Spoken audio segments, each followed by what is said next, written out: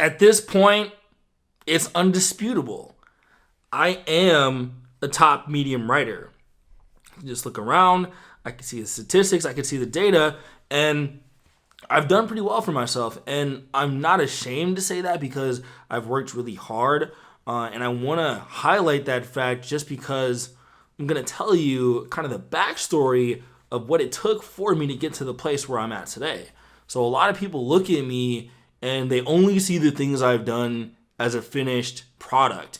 They only see kind of the top medium writer that I am today, and they don't understand everything that I had to do to get to the point where I'm at. And this is why I'm constantly hammering the message to aspiring writers that this is going to take work. I have put together resources. I do have an online course on Medium. I have tons of videos walking you through the process. I have a bunch of stuff, but I want to give you kind of the full origin story of how I got here, just to give you some perspective, just to calm you down a little bit, just to help you be more patient so that you can actually not just be successful on Medium, but have a real writing career. So I'm going to tell you that story today. Before I dive into the story, make sure you are subscribed to the YouTube channel. Hit that little notification bell so you get brand new videos the moment they come out. That notification bell is very important, so just engage, follow, so we continue to learn together. So how did I go from never having written anything before in my life to getting over 5 million views in the past year? How did that happen? Well, we have to go all the way back to 5 years ago, and a moment that I'm so thankful that a friend of mine gave me this opportunity. And it was part chance or luck, and it was part me being a little bit prepared. So I'll explain to you what happened. So back in the day, many of you actually already know this story, kind of the origin, but I'll walk you through everything just to go down memory lane. But back in the day, I was struggling, I was broke, I was depressed, things weren't going well, blah, blah, blah, blah, blah.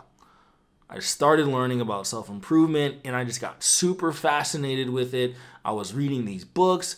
I was trying and implementing these things in my life. It was helping me do better at work, do better with my health, and just improve my mindset in general. So what I started doing was sharing these ideas that I was learning on Facebook. And some of these statuses, they'd be kind of long, right? And they'd almost seem like I was writing almost full essays. So a friend of mine who had this website that he was just starting up, just some little rinky-dink blog in the middle of nowhere on the internet, he asked me if I wanted to write articles on the website. I asked him what I could write about, and he said, you could write about whatever you want. So I took him up on this offer because I had talked about writing so many times. I could find old tweets where I'd say things like, oh, I'm going to write a book someday. I vividly remember a conversation I had in the car with my girlfriend at the time, and I was like, I really think I could be good at writing. And she looked at me and she said, well, why don't you just start writing? And that was a pretty profound insight from her, right? But my friend gave me that opportunity. And when I started writing, I posted one article on the website. A couple dozen people liked the share on Facebook.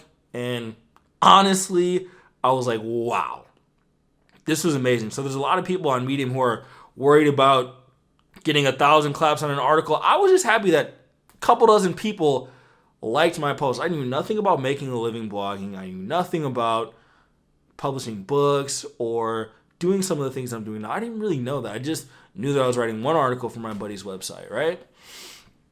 So I wrote one article, I wrote two articles, I wrote a handful of articles, and then one day I was looking on Facebook, and a colleague of mine, she had published her work on this website called Thought Catalog.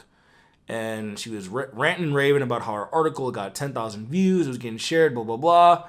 I looked at the article and I was like, okay, she's not Ernest Hemingway. I think this is something that maybe I could pull off.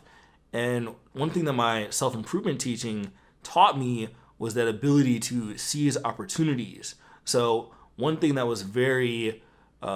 I did a good job of, even though kind of chance circumstances did play a role in me building my writing career, when I saw those windows, I kind of jumped through them, and I continued to do that. So I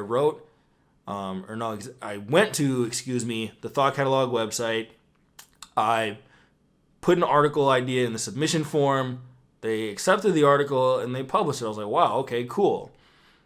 The second article that I was going to publish the thought catalog, for whatever reason, I was writing it on my iPad, and my iPad couldn't accept, or it couldn't do some formatting properly for me to submit it through the website form on the site. So I emailed the editor who originally sent me the email letting me know that my first article had gotten published. And I said, hey, I'm sorry, I know I'm supposed to use a submission form, but it's not working right now for my iPad. Would you take a look at this? And he was like, yeah. And not only that, he was like, you could just directly submit them to me from now on. I like your work. We can work together. So after that, I started sending articles, working directly with Lance Palker, that was his name. I started directly working with him, and that was really great because he gave me a lot of editorial feedback. He would comment on my stuff and help me edit it before I published everything, so I was getting feedback in real time. So I wrote for Thought Catalog for about a year to 18 months. And that was really good for the evolution of my writing career. I did definitely get a lot of views on Thought Catalog, but I wasn't making any money from it. I hadn't learned about building your email list or anything like that, so I didn't have any built-in audience of it. I just kind of gave a lot of my views to Thought Catalog for no money, but it was just fun to get my words out there, right? One day, Lance hits me up, and he lets me know that he's moving on to another job. And I was replaced, or someone replaced him, and I moved with a new editor who really wasn't as responsive as him, and the relationship was kind of dying down a little bit. So I started looking for other areas to be successful. I stumbled across some blog posts on doing things like guest posting. I took an online course from John Morrow at Smart Blogger. It's called the Guest Blogging Certification Program. I took that course. I passed the course. And then I went on this phase where I was doing a lot of guest posts from different websites. And for those of you who didn't come up kind of in the old school paradigm of blogging, the way you would build your audience was that you would guest post by finding blogs in your niche that were of similar content that had bigger audiences. Then you would pitch some ideas for articles, and essentially they would let you put a little bio that linked to your email list where you could build your audience and eventually sell products, which is another thing I started learning how to do at the time. By the time where I was doing guest posting and things like that, I had put out a book, and then I put out a second book, and those two things that I did together started helping me make kind of a meager earning online. I was making a couple $100 a month. Maybe one month I'd hit $1,000. So things were going okay. I was about 2 to 3 years in. I wasn't swimming in money or anything like that, but I was making some income. And for me, the plan was eventually to create some online course or create some coaching package, because that was really the way that a lot of writers facilitated their writing back in the day. So if you wanted to build an audience back in the day, the blueprint was that you would have to do guest posting. Maybe you would do things like search engine optimization to get your website showing up on Google. You primarily tried to drive traffic back to your WordPress website, and then you would create some sort of back-end offer to sell people. So that was kind of my plan. I was plodding along in limbo for a little bit. I had tried to launch a product. One time I launched a product and got 0 sales. I had dabbled on and off with coaching a little bit. So I was kind of just all over the place. I was scraping together a little bit of a living. And then I came across this website called medium.com. So I saw a top writer from Thought Catalog. Her name is Jamie Varon, and she tweeted something about her article going viral on this website called Medium. And you know me, and by this point, every little opportunity was something that I was going to jump through and see through to the end, right? So I looked up on Medium. I was reading it for a little while. I didn't quite understand how it worked in the beginning. I tried submitting an article, didn't get a lot of views. Then I realized that there were these little publications that you could write for on Medium. I pitched an article in one publication. The editor rejected it. I pitched another article to him. He accepted it. And me and Joel, the owner of the Be Yourself publication, which still runs to this day, we had a very fruitful relationship in the beginning of Medium. I wrote exclusively for the Be Yourself publication for probably about the first year, and it actually was named Life Tips or something at the time, and then Joel changed the name, as he saw kind of a new direction for the publication. The new direction for the publication diverted a little bit from mine, so I started looking at other platforms, other publications. So The Mission was a very big publication way back in the heyday of Medium. I would write for the Writing Cooperative. I would write for all of these different publications that were kind of successful back then, and still, I wasn't making money directly from my writing. So the good thing about Medium back in the day was that it was a viable tool to build up your audience in your email list. There was less competition back in the day, and you would write articles, and the algorithm was pretty meritocratic, to where the biggest writers and the best articles with the most views would be promoted. So at the time, Benjamin Hardy, who some of you know, he was on the #1 list almost every single day. Sometimes 2 or 3 of his articles would be in the top 5. I remember I was hitting the top 5 almost all the time. There was a couple writers like Darius Faroo, Thomas Oppong, Joan Westenberg, some of the OGs who were dominating the charts at the time. So for a while, it was just a place to build your audience. There was no partner program. There was no such thing as claps. It used to just be a heart that you clicked one time. That was a notification system. It was a lot less curated of a feed. It was more kind of herky-jerky, whatever rose to the top, that sort of thing. So I was doing that for a while. And again, I thought eventually I'd come out with another product. At the time I had developed some writing experience, so I was coaching other writers a little bit. I was stringing together a living. It was still like $1,000 a month, maybe $2,000 that month.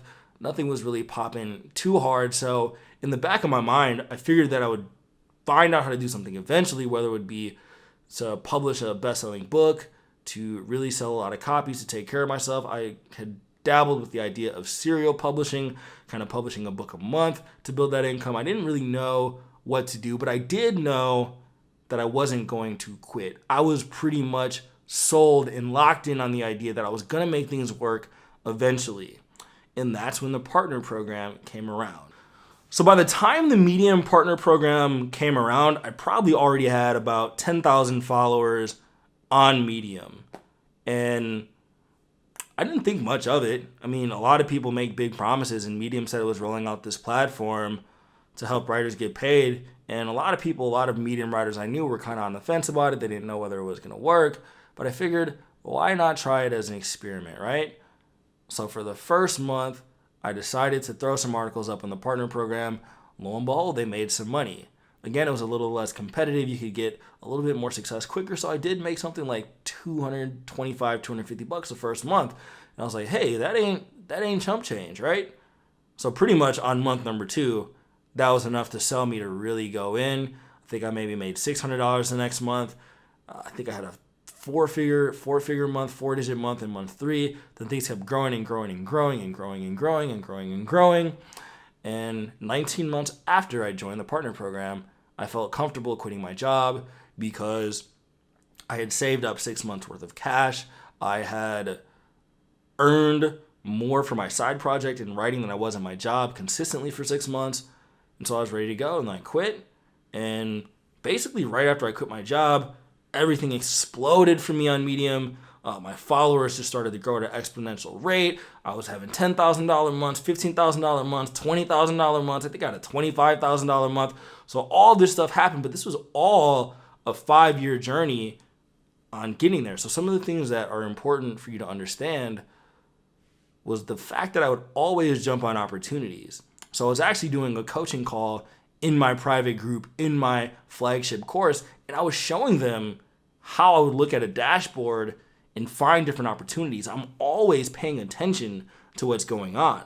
So in the matter of like 10 minutes, I found 10 brand new publications that they could publish on. And that was just from my intuitive sense of knowing how to read the platform.